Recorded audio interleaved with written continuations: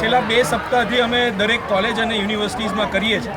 આ વિભાગ 5 છે. આ પહેલાં 4 કોલેજોમાં આ કાર્યક્રમ થયો અને આજે જેજી કોલેજના વિદ્યાર્થીઓ વચ્ચે આવ્યા. નોટબંધી વિષય શું કામ નિર્ણય લેવામાં આવ્યો, એના ફાયદાઓ શું છે એ વિશેની સમજણ વિદ્યાર્થીઓને આપી અને ફક્ત નોટબંધીથી જ બ્લેક ઇકોનોમી, બ્લેક મનીને આપણે ટેકલ નહીં કરી શકીએ, કેશલેસ ઇકોનોમીથી પણ આપણે એને ટેકલ કરવું પડશે એવી સમજણ અમે વિદ્યાર્થીઓને આપી. જેજી કોલેજના વિદ્યાર્થીઓ સાથે ઇન્ટરેક્ટિવ ડિસ્કશન થયું. એમણે પૂછ્યું કે શા માટે કેશલેસ ઇકોનોમી. તો કેશલેસ ઇકોનોમીનો એક બોર્ડ બેનર અમે બનાવ્યું છે, કઈ રીતે કેશલેસ ઇકોનોમી તરફ આપણે વધી શકીએ, નોટબંધીના શું ફાયદાઓ છે એનું બોર્ડ બેનર બનાવ્યું છે.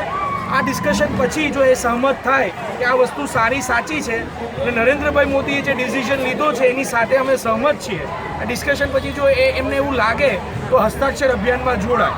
આ વિષયના સાથે અમને એવું થયું છે કે એક સારો પ્રતિસાદ અમને વિદ્યાર્થીઓ સાથે રહીને મળ્યો છે.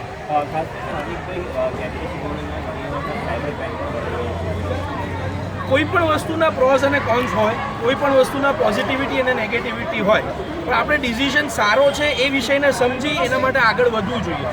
નો ડાઉટ જે આ તમે વાત કરી કે હેક થઈ શકે કે સાયબર ક્રાઇમ થઈ શકે, પણ એ ફક્ત આ વિષયમાં નહીં, ઘણા બધા વિષયો છે જેમાં આ વસ્તુ થઈ શકે. તો એનું પણ અવેરનેસ અમે વિદ્યાર્થીઓને આપીએ, એનાથી કઈ રીતે બચી શકાય, એક કલેક્ટિવ એફર્ટ થાય અને સાયબર ક્રાઇમને પણ આપણે ટેકલ કરી શકીએ, ફાઇટ કરી શકીએ.